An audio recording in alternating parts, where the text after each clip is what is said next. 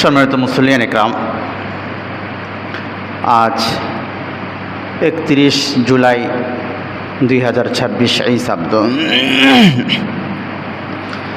16 রজব 1448 হিজরি। আজকে আমরা আলোচনা শুনব এক মুসলিমের উপর অপর মুসলিমের 6টি হক বা অধিকার।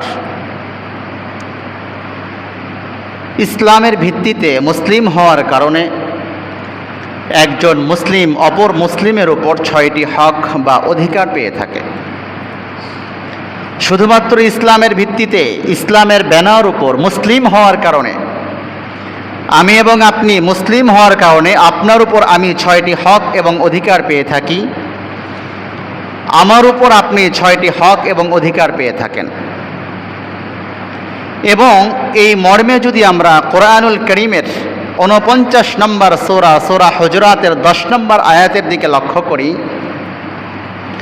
আল্লাহ তাআলা বলেন, ইন্নামাল মুমিনুনা ইখওয়া ফাআসলিহু বাইনা আখাওয়াইকুম ওয়াত্তাকুল্লাহা লাআল্লাকুম তুরহামুন।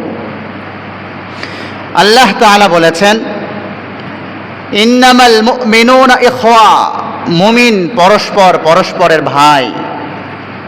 ফাসলিহু বাইনা আখাওয়াইকুম, তোমরা পরস্পরের সাথে সমঝোতা করে নাও, পরস্পরের জন্য কল্যাণকামী হও, একজন আরেকজনের দুঃখে সুখে তার পাশে গিয়ে দাঁড়াও, সুলাহ করো, সন্ধি করে নাও। এটা এক মুসলিমের উপর আরেক মুসলিমের অধিকার বা হক। এরপরে আল্লাহ তাআলা বলেন, ওয়াত্তাকুল্লাহ লাআল্লাকুম তুরহামুন, আল্লাহ তাআলাকে ভয় করো, লাআল্লাকুম তুরহামুন, যাতে তোমরা অনুগ্রহ প্রাপ্ত হতে পারো। কোরআনুল কারীমের বিভিন্ন জায়গায় আল্লাহ পাক রব্বুল আলামিন এক মুমিনের উপর আরেক মুমিনের হক, এক মুসলিমের উপর আরেক মুসলিমের অধিকার, এই বিষয়গুলো নিয়ে আলোচনা করেছেন। যদি আমরা কোরআনুল কারীমের 4 নম্বর সূরা নিসা এর 36 নম্বর আয়াতের দিকে লক্ষ্য করি, আল্লাহ তাআলা বলেন, ওয়া'বুদুল্লাহা ওয়া লা তুশরিকু বিহি শাইআ ওয়া বিল ওয়ালিদাইনি ইহসানা ওয়া বিযিল কুরবা ওয়াল ইয়াতামা ওয়াল মাসাকিন ওয়াল জারি যিল কুরবা ওয়াল জারিল জুনুবি ওয়াস সাহিবি বিল জামবি ওয়া ইবনিস সাবিল ওয়া মা মালাকাত আইমানুকুম ইন্নাল্লাহা লা ইউহিব্বু মান কানা মুখতালান ফাখুরা। আল্লাহ তাআলা বলেন, ওয়া'বুদুল্লাহা ওয়া লা তুশরিকু বিহি শাইআ, ওয়া'বুদুল্লাহ, তোমরা আল্লাহ পাক রব্বুল আলামিনের গোলামি করো, ওয়া লা তুশরিকু বিহি শাইআ, তার সাথে কাউকে শরীক করো না। গোলামি কার করব? গোলামি আল্লাহর করব, তার সাথে কাউকে শরীক করা যাবে না। ওয়া লা তুশরিকু বিহি শাইআ। এরপরে আল্লাহ পাক রব্বুল আলামিন পারস্পরিক কিছু অধিকার এবং হকের কথা বললেন। ওয়াবিল ওয়ালিদাইনি ইহসানা, পিতামাতার সাথে সৎ ব্যবহার করো, পিতামাতার সাথে ভালো আচরণ করো। ওয়াবিদিল কুরবা ওয়াল ইয়াতামা ওয়াল মাসাকিন, এবং নিকট আত্মীয়দের সঙ্গে, ওয়াল ইয়াতামা, ইতিমদের সাথে, ওয়াল মাসাকিন, মিসকিনদের সঙ্গে সৎ ব্যবহার করো। ওয়াল জারি যিল কুরবা ওয়াল জারিল জুনুব ওয়াস সাহিবি বিল জামবি ওয়া ইবনিস সাবিল। আল্লাহ তাআলা বলেন, তোমার নিকটবর্তী প্রতিবেশী এবং দূরবর্তী প্রতিবেশী, ওয়াস-সাহিবি বিল জামবি, তোমার সাথী সঙ্গী, ফকির, মিসকিন, এতিম, অসহায়, মুসাফির, ওয়াস-সাহিবি বিল জামবি ওয়া ইবনিস সাবিল ওয়া মা মালাকাত আইমানুকুম, এবং তোমার অধীনস্থ যারা, সবার সাথে সৎ ব্যবহার করো, সবার সাথে ভালো আচরণ করো। এটা এক মুসলিমের উপর আরেক মুসলিমের অধিকার, এক মুমিনের উপর আরেক মুমিনের অধিকার, এক মুমিনের কাছে আরেক মুমিন এই হক এবং অধিকার পেয়ে থাকে। ইন্নাল্লাহা লা ইউহিব্বু মান কানা মুখতালান ফখুরা, আল্লাহ তাআলা বলেন, নিশ্চয় আল্লাহ পাক রব্বুল আলামিন অহংকারী এবং দাম্ভিকদেরকে পছন্দ করেন না। অহংকারী যারা দাম্ভিক, তাদেরকে আল্লাহ পাক রব্বুল আলামিন পছন্দ করেন না। প্রিয় ভাইরা আমার, এইখানেও দেখলাম পারস্পরিক কিছু হক এবং অধিকারের কথা আল্লাহ পাক রব্বুল আলামিন আলোচনা করেছেন। সর্বোপরি আজকে আমাদের আলোচ্য বিষয়বস্তু হচ্ছে এক মুসলিমের উপর আরেক মুসলিমের হক এবং অধিকার।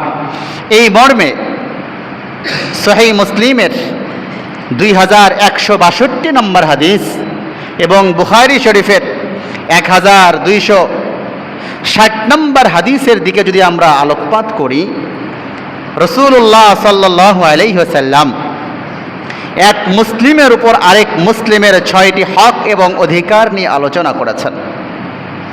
ইসলামের ফাউন্ডেশন, ইসলামের মধ্যে পারস্পরিক ভ্রাতৃত্ববোধ, মহাব্বত, সুশৃঙ্খল পরিবেশ এবং পারস্পরিক সৌহার্দ্যপূর্ণ আচরণ কিভাবে সৃষ্টি হবে, এই মর্মে রাসূলুল্লাহ সাল্লাল্লাহু আলাইহি ওয়াসাল্লাম এই মেসেজগুলো জাতির সামনে পেশ করেছেন। হাদিস বর্ণনাকারী সাহাবী হযরত আবু হুরায়রা রাদিয়াল্লাহু তাআলা আনহু বলেন, বিশ্বনবী মুহাম্মদুর রাসূলুল্লাহ সাল্লাল্লাহু আলাইহি ওয়াসাল্লাম বলেছেন, আন আবি হুরায়রা রাদিয়াল্লাহু তাআলা আনহু আন্না রাসূলুল্লাহ সাল্লাল্লাহু আলাইহি ওয়াসাল্লাম قال হকুল মুসলিমি আলাল মুসলিমি সিত্তুন, এক মুসলিমের উপর আরেক মুসলিমের 6টি হক এবং অধিকার রয়েছে। কিলা মা হুন্না ইয়া রাসূলুল্লাহ, সাহাবা একরাম জিজ্ঞাসা করলেন, নবীজি সেই হক 6টি কি কি? রাসূল, এক মুসলিমের উপর আরেক মুসলিমের যে 6টি হকের কথা আপনি বললেন, সেই 6টি হক কি কি?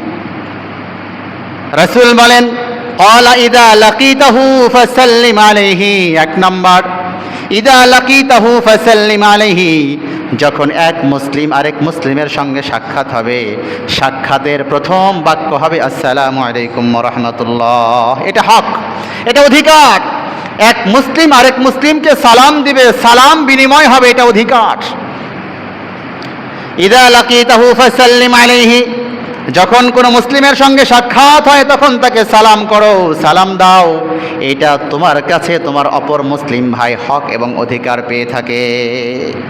ইদা লাকিতাহু ফাসাল্লিম আলাইহি ওয়া ইদা দাআকা ফাজিবহু, দ্বিতীয় নম্বর, যখন তোমাকে দাওয়াত করে তুমি তার দাওয়াত গ্রহণ করে নাও। ওয়া ইদা ইস্তানসাহাকা ফানসাহ লাহু, 3 নম্বর, তোমার কোনো মুসলিম ভাই যদি তোমার কাছে সুপরামর্শ চায়, সৎ পরামর্শ চায়, কল্যাণের পরামর্শ, সুন্দর পরামর্শ, সুপরামর্শ তাকে দাও। 3 নম্বর, তোমার কাছে কোনো পরামর্শ চাইলে তুমি তাকে সৎ পরামর্শ দাও, সুউপদেশ দাও। ইযা ইস্তানসাহাকা ফানসাহ লাহু, যদি তোমার কাছে পরামর্শ চায় তুমি তাকে সুপরামর্শ দাও। ওয়া ইযা আতাসা ফাহামিদাল্লাহ ফাশাম্মিতহু, 4 নম্বর, যদি সে হাসির পরে আলহামদুলিল্লাহ বলে তুমি তার হাসির জবাব ইয়ারহামুকাল্লাহ বলে দাও। 4 নম্বর, কোনো মুসলিম হাসির পরে আলহামদুলিল্লাহ বলেছে, তুমি তার হাসির জবাব দিয়ে দাও। 5 নম্বর, ওয়া ইযা মারিযা ফাউদহু, 5 নম্বর, যখন তোমার কোনো মুসলিম ভাই অসুস্থ হয় তার সেবা করার জন্য, তার খোঁজ খবর নেওয়ার জন্য, তার দেখভাল করার জন্য, তাকে দেখার জন্য যাও। ইযা মারিযা ফাউদহু, অসুস্থ হলে তাকে দেখার জন্য যাও। 6 নম্বর, ওয়া ইযা মাতা ফাত্তাবিহু, 6 নম্বর, যদি সে ইন্তেকাল করে, মারা যায়, তুমি খবর পাও, তার জানাজা এবং তার দাফনে শরীক হও। প্রিয় ভাইরা আমার, রাসূলুল্লাহ সাল্লাল্লাহু আলাইহি ওয়াসাল্লাম মুসলিম সমাজের পারস্পরিক ভ্রাতৃত্ববোধ, মহাব্বত বাড়বে কিভাবে সেই হিসাবে মূলনীতি বললেন, তোমরা এই কাজগুলি করো। তোমার কাছে তোমার অপর মুসলিম ভাই এই হক এবং অধিকার পেয়ে থাকে, যদি তোমরা পারস্পরিক এই হক এবং অধিকারগুলি রক্ষা করতে পারো, তাহলে পারস্পরিক সামাজিক ভ্রাতৃত্ববোধ, মহাব্বত বৃদ্ধি পেয়ে যাবে। কয়টি হকের কথা রাসূল বললেন? বলেন, কয়টি হকের কথা বলেছেন? 6। 1 নম্বর, সাক্ষাৎ হইলে সালাম করবে। কি করবে? সাক্ষাৎ হইলে সালাম করবে। 2 নম্বর, দাওয়াত করলে দাওয়াত গ্রহণ করবে। 3 নম্বর, সৎ উপদেশ চাইলে, সুপরামর্শ চাইলে নিজের সাধ্যের জায়গা থেকে সর্বোচ্চটাই চেষ্টা করতে হবে যাতে করে আমার পরামর্শের দ্বারা সে কল্যাণ কাম হতে পারে। 4 নম্বর, যদি সে হাসির পরে আলহামদুলিল্লাহ বলে, হাসি দেওয়ার পরে তার জবাবে আমি ইয়ারহামুকাল্লাহ বলবো। 5 নম্বর, যদি সে অসুস্থ হয় আমি খবর পাই, তাকে দেখার জন্য যাব, তার খোঁজ খবর নিব, তার দেখভাল করব। 6 নম্বর, যদি মারা যায় আমি খবর পাই, তাহলে তার জানাজা এবং দাফনে শরীক হব। প্রিয় ভাইয়েরা আমার, বলেন এই কাজগুলো যদি আমরা করি তাহলে পারস্পরিক মহব্বত বাড়বে নাকি বাড়বে না? কথা বলেন। পারস্পরিক সুশৃঙ্খল পরিবেশ এবং পারস্পরিক সুন্দর একটা আবহাওয়া, পরিবেশ, সমাজ গঠন, সমস্ত কিছু তৈরি হবে। এই 6টি হক আপনি আমার কাছে পেয়ে থাকেন, আমি আপনার কাছে পেয়ে থাকি। এক মুসলিম আরেক মুসলিমের কাছে পেয়ে থাকে, এক মুমিন আরেক মুমিনের কাছে পেয়ে থাকে। এই 6টি হক এবং অধিকারকে প্রত্যেকটা আলাদা আলাদাভাবে ব্যাখ্যা বিশ্লেষণের সাথে কোরআন এবং হাদিসকে সামনে রেখে আমরা শুনবো ইনশাআল্লাহুল আজিজ। প্রিয় ভাইয়ের আমার, 6টির প্রথম নম্বর হচ্ছে ইদা লাকিতাহু ফাসাল্লিম আলাইহি। যখন তোমার মুসলিম ভাইয়ের সঙ্গে সাক্ষাৎ হবে, সাক্ষাতে তোমার প্রথম বাক্যই হচ্ছে, প্রথম কথা, প্রথম কালিমা হচ্ছে আসসালামু আলাইকুম ওয়া রাহমাতুল্লাহ। তাহলে আমরা সালাম নিয়ে আলোচনা শুনবো। 6টির প্রথম নম্বর হচ্ছে সালাম। প্রিয় ভাইয়ের আমার, এই সালাম নিয়ে আজকে আমরা 8টি পয়েন্টে আলোচনা শুনবো। কয় পয়েন্টে?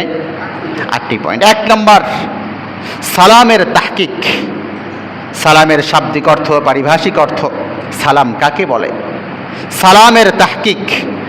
2 নম্বর, সালামের সূচনা, সালাম কোত্থেকে কবে সূচনা হয়েছে। 3 নম্বর, সালামের গুরুত্ব।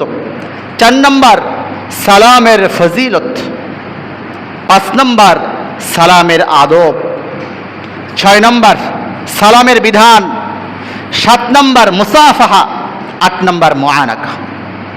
ইনশাআল্লাহুল আজিজ, এই সালামের উপর আমরা 8টি পয়েন্টে আলোচনা শুনবো। প্রথম নম্বর, সালাম কাকে বলে, সালাম কি? সালাম আরবি শব্দ। সালামের শাব্দিক অর্থ হচ্ছে শান্তি, নিরাপত্তা, সুশৃঙ্খল পরিবেশ। মহাশান্তি, মহা সুশৃঙ্খল পরিবেশকে সালাম বলা হয়। সালাম এমন এক শব্দ, কোরআনুল কারীমে এই সালাম শব্দ 41 বার এসেছে। কয়বার এসেছে? 41 বার এসেছে। সবচেয়ে মজার বিষয়, আল্লাহ পাক রব্বুল আলামিনের গুণবাচক যতগুলো নাম রয়েছে, গুণবাচক নাম সমূহের মধ্যে একটি নাম হচ্ছে সালাম। আসসালামুল মুমিন, একটি নাম হচ্ছে সালাম। এজন্য সমাজে মানুষের নাম রাখা হয় আব্দুস সালাম। কি বলেন, নাম রাখা হয় কি হয় না? তাহলে সালাম এটা আল্লাহ পাক রব্বুল আলামিনের গুণবাচক নাম সমূহের একটি নাম। আল্লাহ তাআলার গুণবাচক নাম সমূহের একটি নাম যখন সালাম, তখন এটা এই অর্থে আসে, সালাম মানে নিরাপত্তা প্রদানকারী।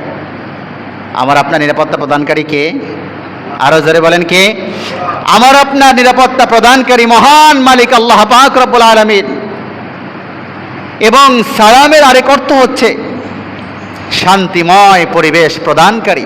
আমাদের সকলকে মহা শান্তিময় পরিবেশ আল্লাহ পাক রব্বুল আলামিন প্রদান করে থাকেন, দান করে থাকেন। সালামের আরেক অর্থ হচ্ছে, সালাম মানে ত্রুটি মুক্ত। আল্লাহ পাক রব্বুল আলামিন যাবতীয় সমস্ত ত্রুটির ঊর্ধ্বে।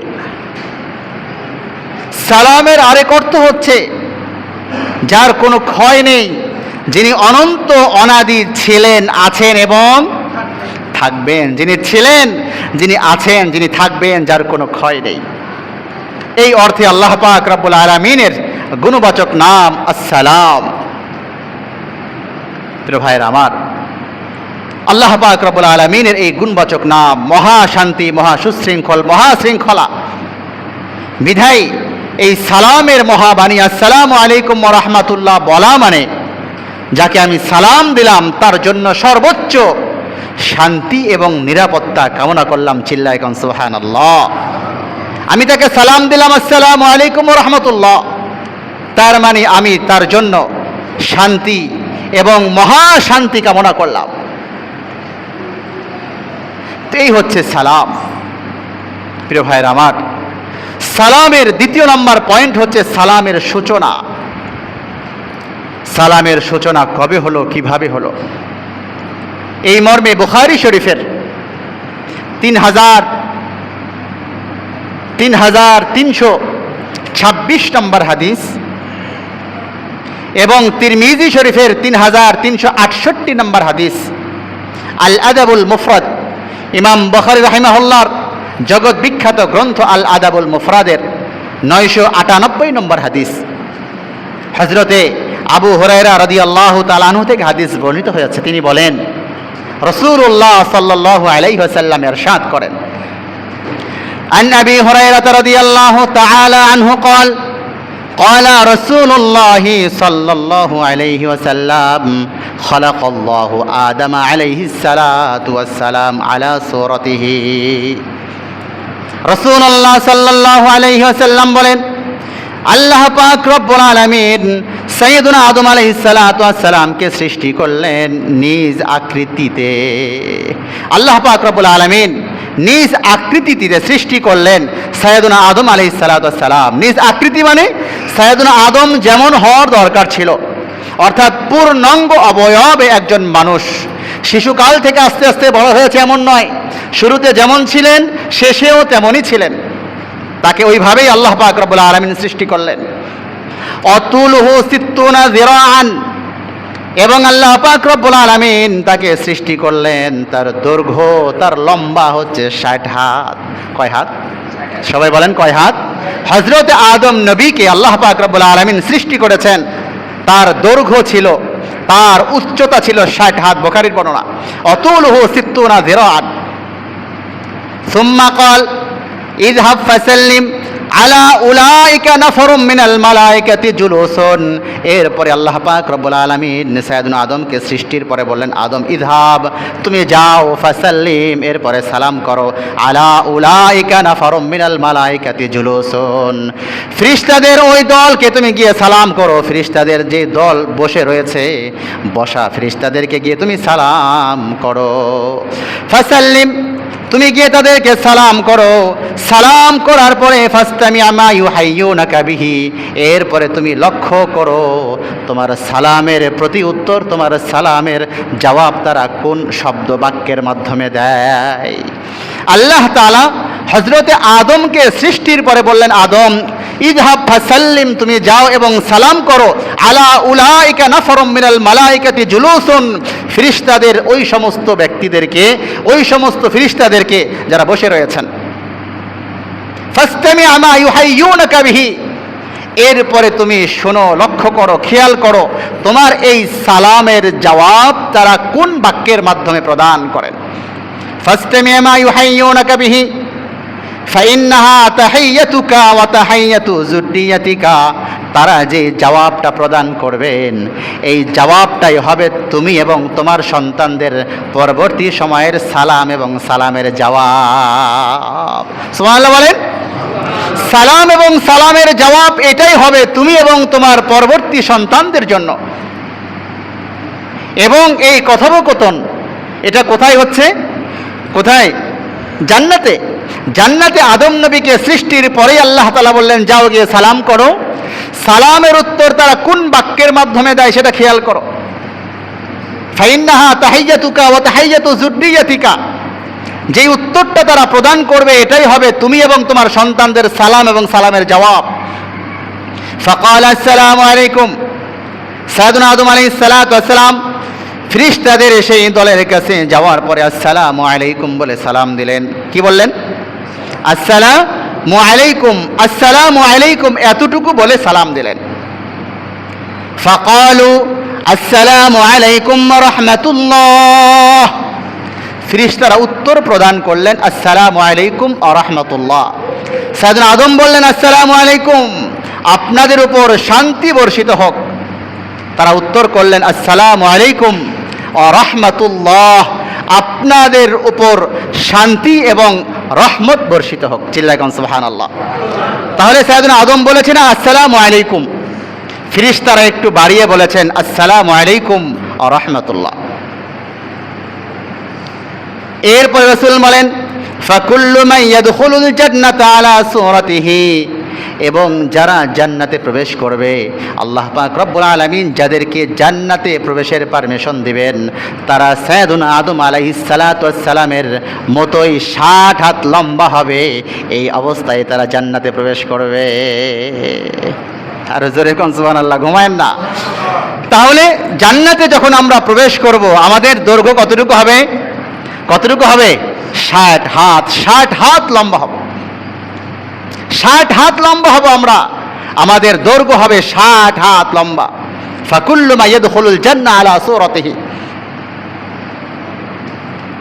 এবং রাসূলুল্লাহ সাল্লাল্লাহু আলাইহি ওয়াসাল্লাম বলেন এইভাবে আস্তে আস্তে হাত্তাল আন,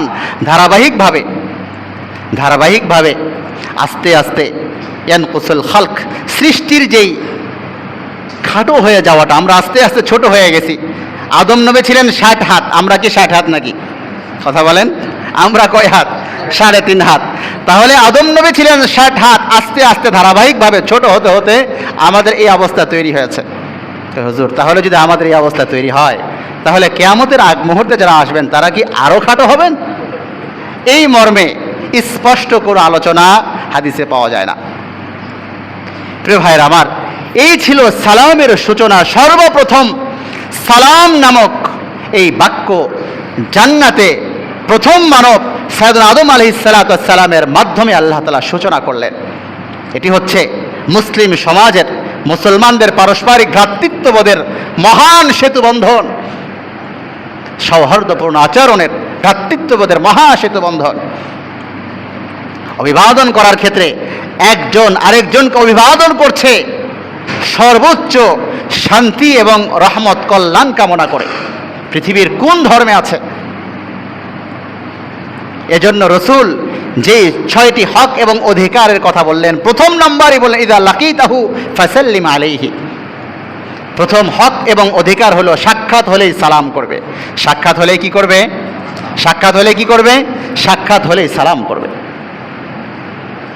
প্রিয় ভাইয়ের আমার, তো এটা হচ্ছে আমার এবং আপনাদের পারস্পরিক অভিবাদনের মহান এক শব্দ, যে শব্দের মাধ্যমে আপনি আমার জন্য, আমি আপনার জন্য শান্তি এবং নিরাপত্তা কামনা করছি। আসসালামু আলাইকুম ওয়া রাহমাতুল্লাহি ওয়া বারাকাতুহু। আমরা সালামের 3 নম্বর পয়েন্টের আলোচনা শুনব, সালামের গুরুত্ব। সালামের গুরুত্ব কতটুকু? এই মর্মে মুসনাদে আহমদ ইবনে হাম্বালের 10,650 নম্বর হাদিস, তিরমিজি শরীফের 2510 নম্বর হাদিস, আবু দাউদ শরীফের 5193 নম্বর হাদিস, মুসলিম শরীফের 54 নম্বর হাদিস, হযরতে আবু হুরায়রা রাদিয়াল্লাহু তাআলা আনহু থেকে হাদিস বর্ণিত হয়েছে। হযরতে আবু হুরায়রা রাদিয়াল্লাহু তাআলা আনহু বলেন, বিশ্বনবী মুহাম্মদুর রাসূলুল্লাহ সাল্লাল্লাহু আলাইহি ওয়াসাল্লাম বলেছেন, আন আবি হুরায়রা রাদিয়াল্লাহু তাআলা আনহু আনিন নবী সাল্লাল্লাহু আলাইহি ওয়াসাল্লাম قال লা তাদখুলুল জান্নাতা হাত্তা তুমিনু। ততক্ষণ পর্যন্ত কোনো মানুষ জান্নাতে যেতে পারবে না যতক্ষণ পর্যন্ত ঈমানদার না হবে। আচ্ছা, ঈমানদার হওয়া ছাড়া কি জান্নাতে যাওয়া যাবে? কথা বলেন, ঈমান না থাকলে কি জান্নাতে যাওয়া যাবে? লা তাদখুলুল জান্নাত হাত্তা তুমিনু, যতক্ষণ পর্যন্ত তোমরা ঈমানদার না হবে আল্লাহর জান্নাতে যেতে পারবে না। লা তাদখুলুল জান্নাত হাত্তা তুমিনু ওয়ালা তুমিনু হাত্তা তাহাব্বু, এবং ততক্ষণ পর্যন্ত তোমরা ঈমানদার হবে না যতক্ষণ পর্যন্ত পারস্পরিক একজন আরেকজনের সঙ্গে মহাব্বত সৃষ্টি না করবে। মহাব্বত এবং ভালোবাসা, এক ভাই আরেক ভাইয়ের প্রতি যদি সহমর্মিতা না দেখায়, মহাব্বত না দেখায়, ভালোবাসা না দেখায়, স্যাক্রিফাইস না করে, ততক্ষণ পর্যন্ত ঈমানদার হওয়া যাবে না। লা তাদখুলুল জান্নাত হাত্তা তুমিনু, ঈমানদার না হলে জান্নাতে যেতে পারবে না। ওয়ালা তুমিনু হাত্তা তাহাব্বু, ঈমানদার হতে পারবে না যদি পরস্পরকে মহাব্বত না করো, এক ভাই আরেক ভাইকে প্রাধান্য না দাও, তাকে স্যাক্রিফাইস না করো। আলা আদুল্লুকুম আলা মা তাহাব্বুনা বিহি। এবার রাসূল জিজ্ঞাসা করলেন, আলা আদুল্লুকুম আলা মা তাহাব্বুনা বিহি, তোমাদেরকে বলবো পরস্পর মহাব্বত বৃদ্ধি পাবে কি করে? যেহেতু রাসূল বললেন ঈমানদার না হলে জান্নাতে যেতে পারবে না, এবং পরস্পরের সঙ্গে মহব্বত তৈরি না হলে ইমানদার হতে পারবে না। এরপরে রসুল নিজে জিজ্ঞাসা করলেন, আমি কি তোমাদেরকে বলে দিব না? আলা আদুল্লুকুম, জানাবো না? আলা মা তাহাব্বুনা বিহি, পরস্পরের সঙ্গে মহব্বত তৈরি হয় কিভাবে? ক্বালু বালা ইয়া রাসূলুল্লাহ, সাহাবা ইকরাম বললেন, নিশ্চয় নবীজি, আপনি আমাদেরকে জানিয়ে দিন। রাসূল বলেন, আফশুস সালামা বাইনাকুম, আফশুস সালামা বাইনাকুম, তোমরা সালামের প্রচার প্রসার ঘটাও, পরস্পরকে সালাম করো। সালামের মাধ্যমে মহব্বত বাড়বে, ভালোবাসা বাড়বে, আন্তরিকতা বাড়বে। আর মহব্বত বাড়লে ইমানদার হবে, ইমানদার হইলে আল্লাহর জান্নাতে যাবে। আর যদি কোন সুবহানাল্লাহ। তাহলে জান্নাতে যাওয়ার জন্য কি হওয়া লাগবে? ইমানদার হওয়া লাগবে। ইমানদার হওয়ার জন্য কি করা লাগবে? অপর ভাইকে ভালোবাসতে হবে, মহব্বত করতে হবে।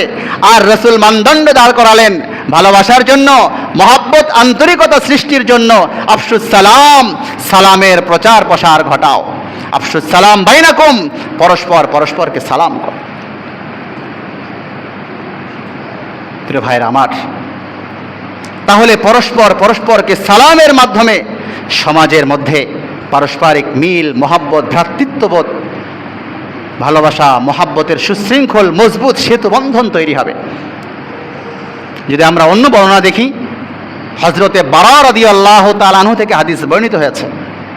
ইমাম বুখারী রাহিমাহুল্লাহ তাআলা আনহু আল আদাবুল মুফরাদের 999 নম্বর হাদিস, অর্থাৎ 999 কল দিলে কি বলেন, সমস্যার সমাধান হয় নাকি?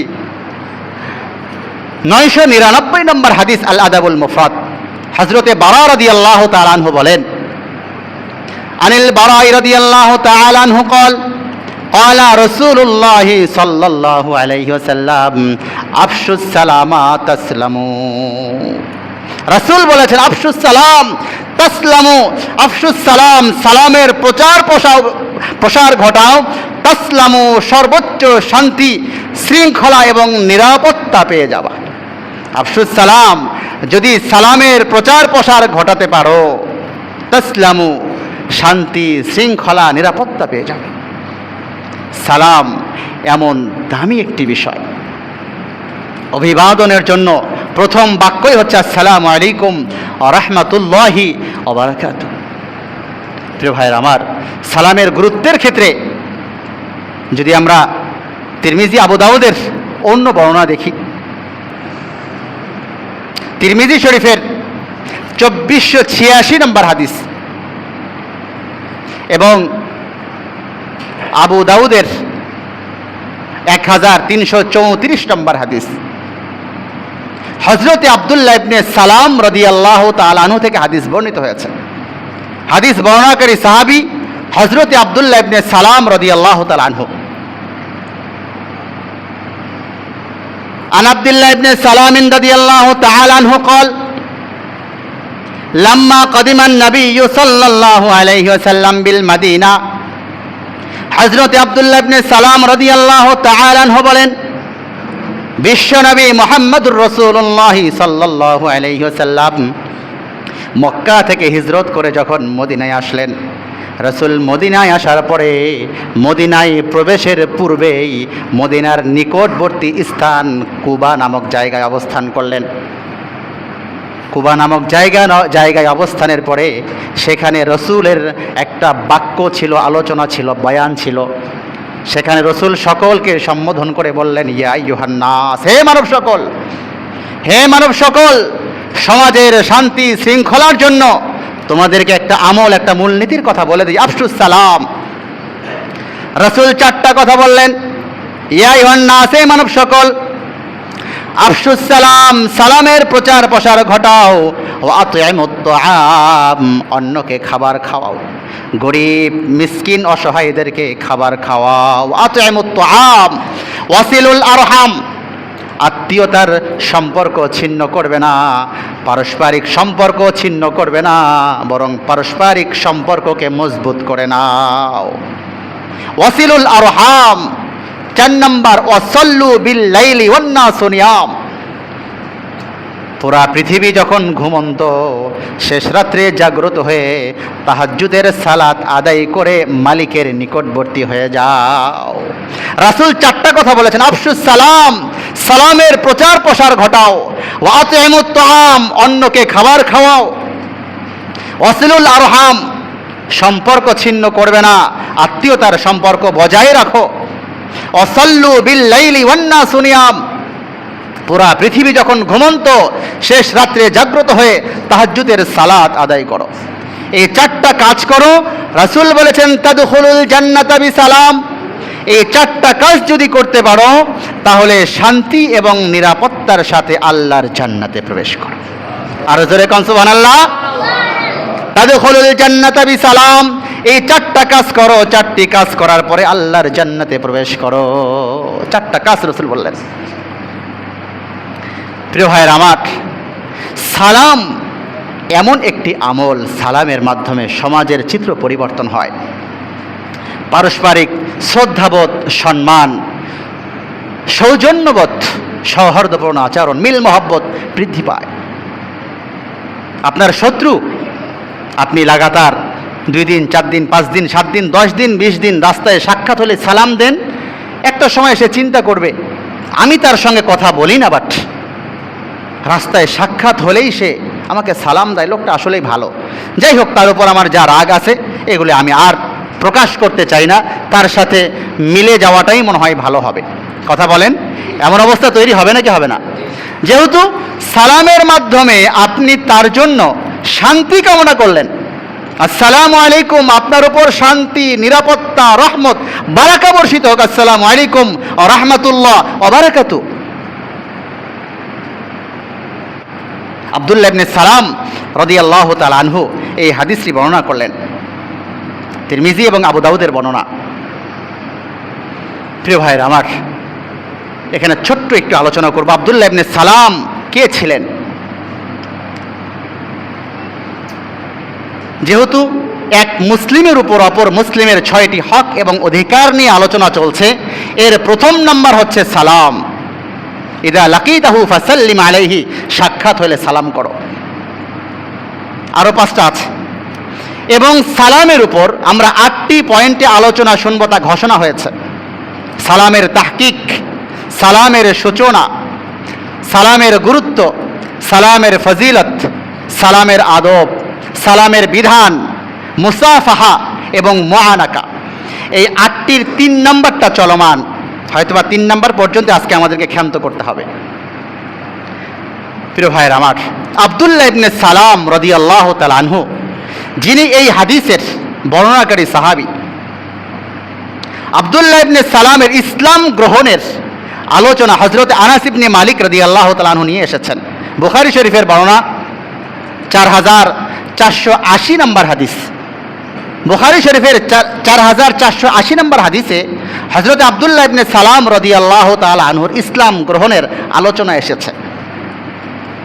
রাসূল যখন মক্কা থেকে হিজরত করে মদিনায় আসলেন এবং কুবা নামক স্থানে রাসূল অবস্থান করছেন, যেটা এই হাদিসের বর্ণনাতে শুরুতে এসেছে, লাম্মা কাদিমান নবিয়্যু সাল্লাল্লাহু আলাইহি সাল্লাম বিল মাদিনা, যখন মাদিনায় আসলেন, তো কুবা নামক স্থানে যখন রাসূল অবস্থান করছিলেন, এ খবর পুরা মক্কার অলিতে গলিতে ছড়িয়ে পড়ল। সবার মধ্যে আনন্দ, উদ্দীপনা, রাসূলকে এক নজর দেখার জন্য সকলেই কুবা নামক স্থানের দিকে রওনা করেছে। প্রচণ্ড ভিড়, সবাই দেখার জন্য যাচ্ছে।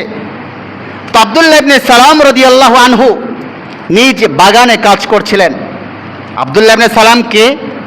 আব্দুল্লাহ ইবনে সালাম হচ্ছেন ইহুদি সম্প্রদায়ের তদানীন্তন সময়ের সবচেয়ে বড় আলিম, পণ্ডিত। তাওরাতের সবচেয়ে বড় পণ্ডিত আব্দুল্লাহ ইবনে সালাম। তাওরাতে শেষ নবীর আগমন ঘটবে এবং শেষ নবীর আগমনের ঘটনা, তার আলামতগুলো, এবং তিনি মক্কা থেকে ইয়াসরিব মদিনায় হিজরত করবেন, যাবতীয় তথ্যগুলি তার জানা ছিল তাওরাত থেকে। যখন শুনলেন শেষ নবীর আগমন ঘটেছে, তার অন্তরে কৌতূহল জাগ্রত হলো যে আসলেই কিনা, সত্য কিনা, বাস্তবিক কিনা। তিনি তার কর্ম বিরতি দিয়ে কাজ শেষ করে কুবায় আসলেন। রাসূলুল্লাহ সাল্লাল্লাহু আলাইহি ওয়াসাল্লামকে প্রথম দর্শন, প্রথম দেখা ইহুদি সম্প্রদায়ের সবচেয়ে বিজ্ঞ আলিম, বাবা ছিলেন বড় একজন নেতা, ইহুদি সম্প্রদায়ের প্রভাবশালী ব্যক্তিত্ব ছিলেন, আর্থিকভাবে সচ্ছল ছিলেন। আব্দুল্লাহ ইবনে সালাম বলেন, আমি যখন এসে প্রথমবার বিশ্বনবীর চেহারা দর্শন করলাম, চেহারা দেখার সাথে সাথেই আমার অন্তরে উপলব্ধি হয়েছে, এই কথার উদ্রেক হয়েছে যে এই ব্যক্তি অবশ্যই মিথ্যা বলতে পারেন না। অনেক ক্ষেত্রে এমন হয় না, মানুষের চেহারা দেখেই বোঝা যায় যে লোকটা নিঃসন্দেহে ভালো মানুষ। কথা বলেন, মানুষের চেহারায় তার ভিতরের অবস্থা ফুটে ওঠে নাকি ওঠে না? আব্দুল্লাহ ইবনে সালাম বলেন, আমি বিশ্বনবীকে প্রথম দেখার পরেই আমার অন্তর সাক্ষী দিচ্ছে যে এই লোকটা নিঃসন্দেহে একজন সত্যবাদী মানুষ। হযরত আব্দুল্লাহ ইবনে সালাম বলেন, এরপরে সবাই রাসূলের সঙ্গে সাক্ষাৎ করছেন, কথাবার্তা বলছেন, আমি আস্তে আস্তে গোপনে রাসূলের একেবারে কাছে চলে গেলাম, একেবারে কাছে চলে গেছি। কাছে যাওয়ার পরে আমি বিশ্ব নবীকে 3টি প্রশ্ন করলাম, যেই প্রশ্নগুলোর উত্তর সাধারণত কোনো মানুষের দেওয়া সম্ভব নয়, কেবলমাত্র এই উত্তরগুলো নবী রাসূলগণই দিতে পারেন। আব্দুল্লাহ ইবনে সালাম বলেন, আমি রাসূলের কানে কানে গিয়ে বললাম, ইয়া রাসূলুল্লাহ, আপনার কাছে আমার 3টি প্রশ্ন। আব্দুল্লাহ ইবনে সালাম ইহুদি সম্প্রদায়ের সবচেয়ে বড় আলিম, তাওরাতের সবচেয়ে বড় আলিম, এখন ইসলাম গ্রহণ করেন নাই। 3টি প্রশ্ন আপনার কাছে আমার। রাসূল বললেন, ঠিক আছে, তোমার প্রশ্ন করো। আব্দুল্লাহ ইবনে সালামের 1 নম্বর প্রশ্ন, কিয়ামতের একেবারে নিকটতম আগ মুহূর্তে সবচেয়ে বড় আলামত কিয়ামতের কোনটি? কিয়ামতের একেবারে নিকটতম সময়ে, কিয়ামতের নিকটবর্তী সময়ে কিয়ামতের সবচেয়ে বড় আলামত কি? 2 নম্বর, জান্নাতীরা যখন জান্নাতে যাবেন, জান্নাতে যাওয়ার পরে আল্লাহ পাক রব্বুল আলামিন সর্বপ্রথম জান্নাতীদেরকে কোন খাবার দ্বারা মেহমানদারি করবে? জান্নাতীরা যখন জান্নাতে যাবেন, সর্বপ্রথম জান্নাতীদেরকে কোন খাবারের মাধ্যমে, কোন খাবার দিয়ে মেহমানদারি করানো হবে? 3 নম্বর, সন্তান পিতা অথবা মাতার সাদৃশ্য গ্রহণ করে। অনেক সময় সন্তান বাবার মতো হয়েছে, অনেক সময় সন্তান, কথা বলেন, অনেক সময় সন্তান মায়ের মতো হয়েছে। তার প্রশ্ন হলো, সন্তান কখনো বাবা অথবা কখনো মায়ের সাদৃশ্য ধারণ করে বা আকৃতিতে জন্মলাভ করে, এর কি কারণ? এর কারণ কি? রাসূলুল্লাহ সাল্লাল্লাহু আলাইহি ওয়াসাল্লাম মুস্কি হাসি দিয়ে বলেন, এই মুহূর্তেই জিবরিল আমিন আমাকে এই 3 প্রশ্নের উত্তর বলে দিয়ে গিয়েছেন। এটা হলো সুবহানাল্লাহ? আরো জোরে বলেন। এই মুহূর্তে জিবরিল আমিন আমাকে এই 3টি প্রশ্নের উত্তর বলে দিয়ে গিয়েছে। রাসূলুল্লাহ সাল্লাল্লাহু আলাইহি ওয়াসাল্লাম একথা বলার পরে আব্দুল্লাহ ইবনে সালাম, জিবরিল আমিন? কে জিবরিল আমিন? জিবরিল আমিনকে তো ইহুদি সম্প্রদায় অনেক খারাপ মনে করে। এরপরে কিছু কথাবার্তা হওয়ার পরে রাসূল উত্তর দিচ্ছেন, 1 নম্বর, তোমার জিজ্ঞাসা হচ্ছে কিয়ামতের নিকটবর্তী সময়ে সবচেয়ে বড় আলামত কিয়ামতের, পূর্ব দিগন্ত থেকে এক অগ্নিখণ্ড, আগুনের খণ্ড সমস্ত মানুষকে ঝেঁটিয়ে পশ্চিম দিকে নিয়ে যাবে, পশ্চিম দিকে একত্রিত করবে। ফিলিস্তিন, লেবানন এর আশপাশ এরিয়া মিলায় পৃথিবীর একেবারে নিকটবর্তী সময়ে কিয়ামতের বড় বড় 9টি আলামত শেষ হওয়ার পরে ইয়াজুজ মাজুজ আসবে, এরপরে দাজ্জাল আসবে, সাইয়েদুনা ঈসা আলাইহিস সালাম আসবেন। এই জাতীয় বড় বড় ঘটনাগুলি ঘটার পরে পশ্চিম দিক থেকে সূর্য উদিত হবে। এরকম 9টা বড় বড় ঘটনা ঘটার পরে কিয়ামতের নিকটবর্তী সময়ের সবচেয়ে বড় আলামত হচ্ছে পূর্ব দিগন্তে আগুনের অগ্নিখণ্ড সমস্ত মানুষকে নিয়ে গিয়ে পশ্চিম দিকে একত্রিত করবে। 2 নম্বর, তোমার জিজ্ঞাসা হচ্ছে জান্নাতীদেরকে জান্নাতে আল্লাহ পাক রব্বুল আলামিন সর্বপ্রথম কোন খাবার দ্বারা মেহমানদারি করবেন? জান্নাতে আল্লাহ তাআলা জান্নাতীদেরকে সর্বপ্রথম যে খাবার দ্বারা মেহমানদারি করবেন সেটি হচ্ছে মাছের কলিজার সাথে ঝুলন্ত অতিরিক্ত অংশ। বিশাল বড় মাছ যেগুলি কলিজার সাথেই ঝুলন্ত একটা অংশ থাকে, টুকরা থাকে, যেইটা সর্বপ্রথম জান্নাতি দস্তরখানে প্রথম মেহমানদারি সেই খাবার দিয়ে হবে। 3 নাম্বার, সন্তান কখনো বাবা অথবা কখনো মায়ের আকৃতিতে দুনিয়াতে আসে। রাসূল বলেন, বাবা এবং মা যখন একসাথে মিলিত হওয়ার পরে বাবার বীর্য যদি মায়ের বীর্যের উপর প্রাধান্যতা পায়, তাহলে সেই ক্ষেত্রে সন্তানের আকৃতি সুরত বাবার মতো হয়। আর যদি মিলিত হওয়ার পরে মায়ের বীর্য বাবার বীর্যের উপর প্রাধান্যতা পায়, তাহলে সেই ক্ষেত্রে সন্তানের আকৃতি সাদৃশ্য মায়ের মতো হয়। আব্দুল্লাহ ইবনে সালাম রাদিয়াল্লাহু তাআলা আনহু এই 3 প্রশ্নের উত্তর শোনার পরে বলেন, পৃথিবীর কোনো মানুষের সাধ্য নাই এমন প্রশ্নের উত্তর দিতে পারে নবী পয়গম্বরগণ ব্যতীত।